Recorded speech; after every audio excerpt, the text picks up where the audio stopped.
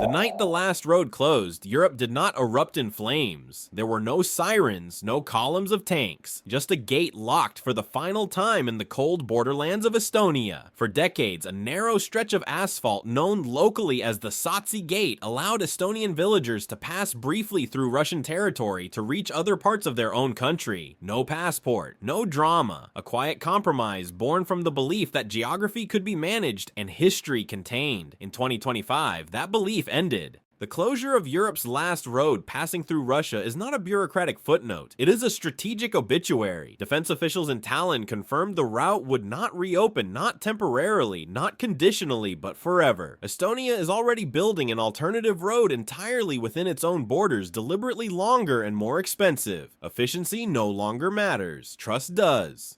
This moment captures the larger collapse of the post-Cold War order. For 30 years, Europe operated on a fragile assumption: economic interdependence would restrain military aggression. Roads, pipelines, trade corridors, these were supposed to be stabilizers. Instead, they became leverage. Moscow learned that every connection could be weaponized. Gas deliveries could be throttled. Borders could be manipulated. Even a village road could be turned into pressure. The decision in Estonia reflects lessons learned far to the south in Ukraine. When Russia invaded in 2022, it did not merely cross borders with troops. It crossed them with energy blackmail, disinformation, cyber attacks, and legal ambiguity. Europe watched in shock as treaties proved slower than tanks. The Sootsi Gate survived those early years because pragmatism still had defenders. But by 2025, pragmatism itself had become a liability. This is why the closure matters beyond Estonia. It signals a continental shift from managed risk to denial. No gray zones, no shared shortcuts. The eastern edge of NATO is no longer porous. It is being redesigned as a barrier, not symbolic, physical, concrete, permanent. The language has changed too. Estonian officials no longer speak of confidence-building measures. They speak of survivability. Roads are no longer infrastructure. They are vectors. Borders are no longer lines. They are potential fronts. This is the psychology of states that believe time favors the aggressor, not diplomacy. Across Europe, similar recalculations are underway. Finland has reinforced crossings. Latvia has hardened checkpoints. Poland has accelerated border fortifications. Each move is justified publicly as defensive, but collectively they tell a harsher truth: the era of assuming benign intent from Moscow is over. The United States, under President Donald Trump's second administration, has publicly endorsed these measures as necessary deterrents, framing them as Europe finally shouldering the burden of its own security. Behind closed doors, NATO planners are blunter. Roads that cross adversary territory are liabilities in a crisis measured in hours, not weeks. What vanished with that locked gate was not just access, but illusion. The illusion that Europe could remain economically integrated with a power willing to redraw borders by force. The illusion that convenience could outweigh vulnerability. The illusion that history had ended. As the barrier slid into place, no one cheered. Villagers lost shortcuts. Families lost routines. But states gained clarity. Europe's last road through Russia did not close because war is inevitable. It closed because for the first time in a generation, Europe is planning as if it might be. Concrete is rising across the Baltic frontier, not as symbolism, but as doctrine. By the end of 2025, Estonia will have begun constructing hundreds of hardened shelters along its eastern border, low-profile fortifications designed to absorb artillery fire, stall armored advances, and buy time in the first critical hours of a conflict. These are not relics of the 20th century. They are products of lessons learned in Ukraine, where territory not physically prepared for defense was lost in days. The Baltic defense line marks a decisive shift in NATO's mindset. For years, alliance strategy relied on rapid reinforcement, hold briefly, then wait for help. Ukraine shattered that assumption. Help arrives, but not instantly, and in modern war, hours matter more than treaties. Estonia's message is explicit: there will be no repeat of Bucha, no unprotected towns waiting for liberation after the fact. Yet while walls rise above ground, the battlefield is expanding below it. Along the Polish-Belarusian border, authorities uncovered something far more unsettling than cut fences or broken gates tunnels. Carefully engineered, reinforced, and concealed, these underground passages allowed migrants to cross beneath one of NATO's most heavily monitored frontiers. Polish security services describe the discovery as evidence of a new phase of hybrid warfare, one that blends human movement with state-sponsored destabilization. This is not migration in the traditional sense. It is weaponized pressure. Belarusian authorities acting as proxies for Moscow have already used migrants as tools pushing them toward EU borders to strain resources and inflame domestic politics. Tunnels take that tactic further. They bypass cameras, fences, and patrols, forcing defenders to fight an invisible threat. Who else could pass through such routes? Smugglers, saboteurs, intelligence operatives. Explosives do not need visas.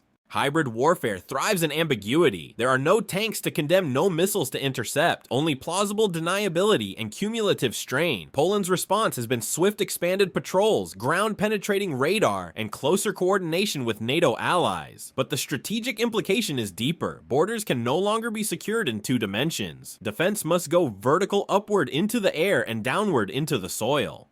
Across Europe, this realization is reshaping budgets and doctrines. Civil engineers now work alongside generals. Urban planners consult intelligence services. Infrastructure itself has become a battlefield. Roads are rerouted. Forests are cleared for sightlines. Rivers are mapped not for commerce, but for crossing points under fire. The human cost is immediate. Communities near the borders live with constant construction, constant surveillance, constant reminders that peace is conditional. Farmers watch bunkers replace fields. Children grow up learning evacuation routes instead of trade routes. Governments insist this is precaution, not panic. But precaution has a sound. It is the sound of drills, concrete mixers, and patrol boots at night. Europe is not preparing for invasion because it wants war. It is preparing because uncertainty has become the enemy's greatest weapon. The lesson from tunnels and bunkers alike is stark threats no longer announce themselves at the gate. They arrive quietly underground and disguised as something else entirely. Missiles change time. Not borders, not rhetoric, time. When Ukrainian intelligence confirmed that Russia had deployed the Oreshnik missile system to Belarus, Europe's strategic clock accelerated overnight. What once allowed hours of warning now offers minutes. In some cases, barely that. From launch sites inside Belarus, Warsaw is within immediate reach. Berlin follows soon after. Even London enters the equation in worst-case scenarios. Deterrence suddenly is measured in heartbeats. The Oreshnik is not just another missile, it represents a category shift. Designed for medium-range strikes and capable of carrying nuclear warheads, it collapses the distance between political decision and physical destruction. There is no long escalation ladder, no time for evacuation speeches or emergency summits. This is pressure by proximity, strategic intimidation embedded in geography.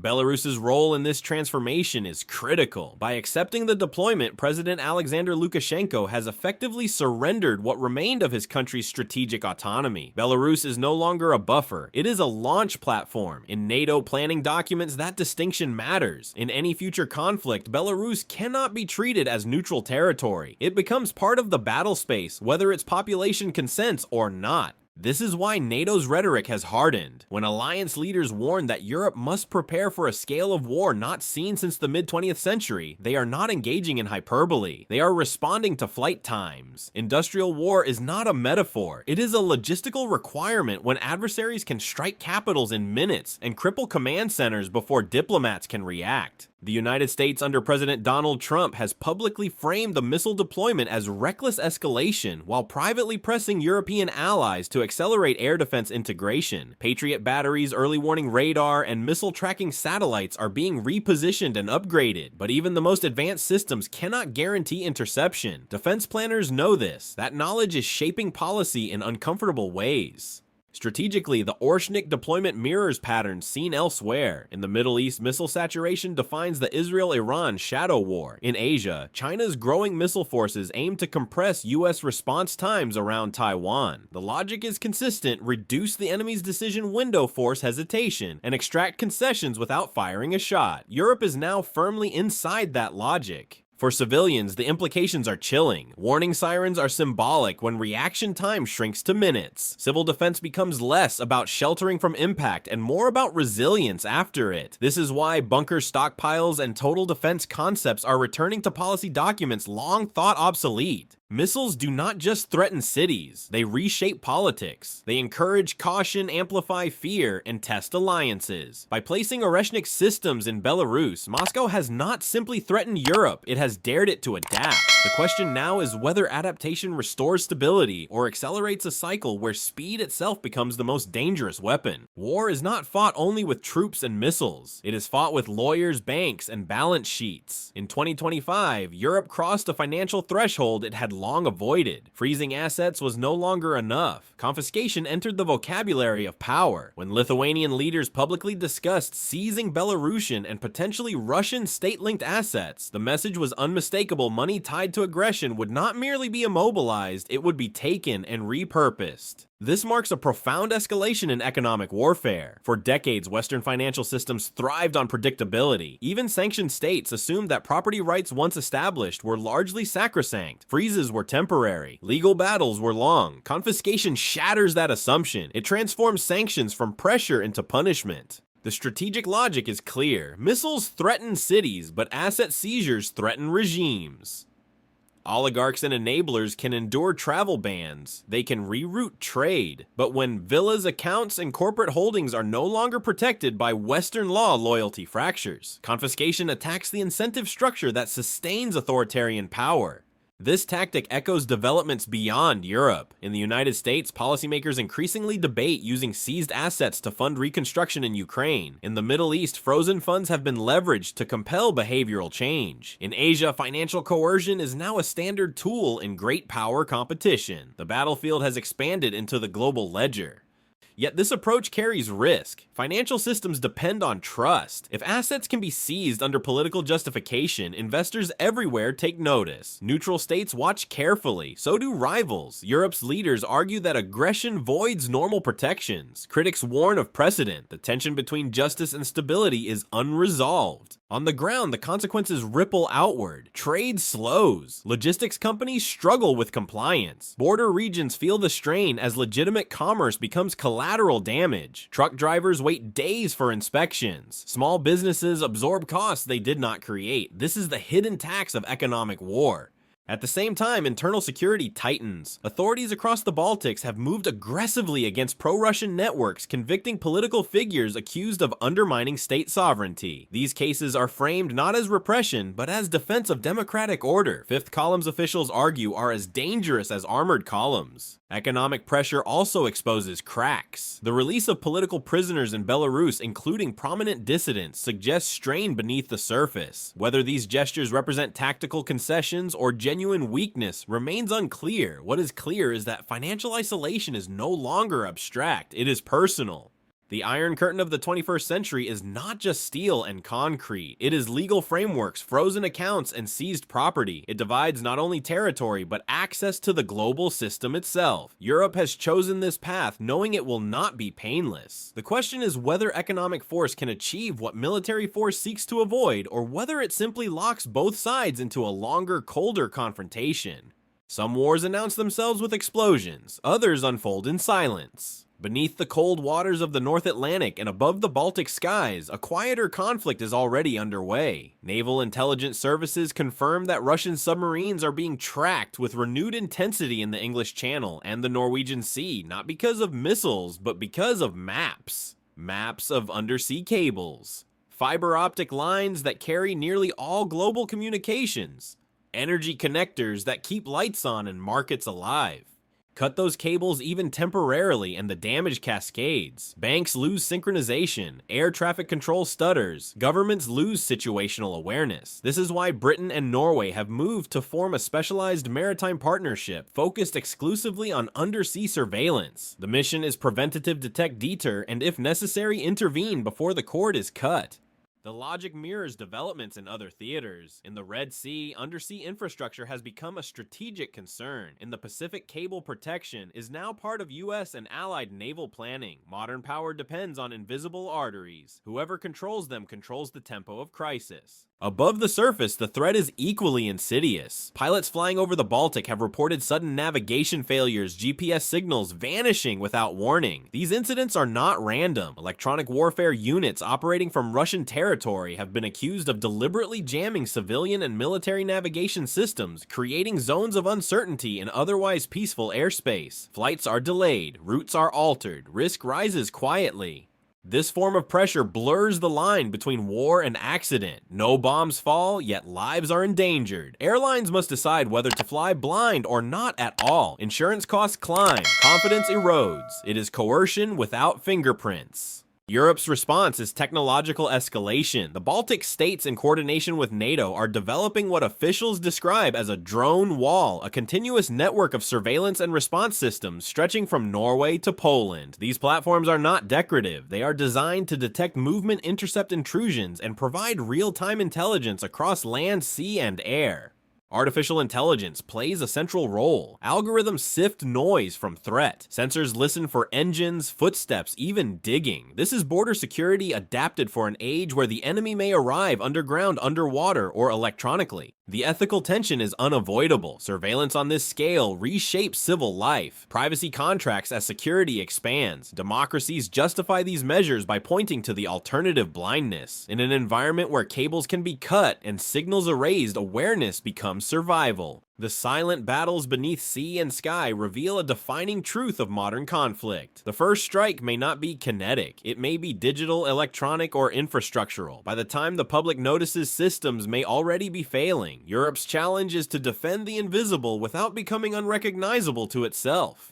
Fortress Europe is not only a military project, it is a social transformation. Along the eastern frontier, security measures are no longer abstract concepts discussed in parliaments. They are lived realities. In cities like Narva, where Russian-speaking families have shared space across borders for generations, closures have split daily life in two. Bridges once crossed for work or family now stand reinforced with barriers and tank traps. What was once a commute has become a line of separation. Governments describe these measures as necessary cruelty. The phrase is telling. Safety now requires sacrifice not only of convenience but of intimacy. Weddings are missed, funerals unattended, children grow up knowing relatives only through screens. Security policy has reached into the most personal corners of civilian life.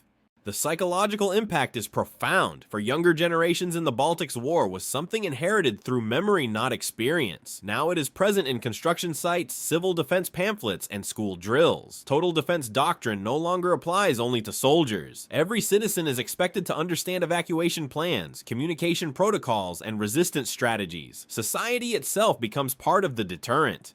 This mirrors trends elsewhere. In Ukraine, civilian resilience proved decisive. In Israel, population preparedness is integrated into national defense. In Asia, Taiwan debates similar concepts under the shadow of China. The line between civilian and combatant is blurring not by choice, but by necessity. Yet democracies face a dilemma. How much security can be built without eroding the freedoms it is meant to protect? Surveillance expands. Borders harden. Emergency powers linger. Leaders insist these measures are temporary. History suggests temporary measures have a habit of staying. Belarus illustrates the darkest outcome of this trajectory. By hosting Russian missiles and facilitating hybrid attacks, the country has effectively forfeited its neutrality. Its citizens, many opposed to the war, become hostages to decisions made above their consent. In any future escalation, Belarus will not be a bystander. It will be a target. That reality is rarely discussed openly, but it is understood in planning rooms across NATO.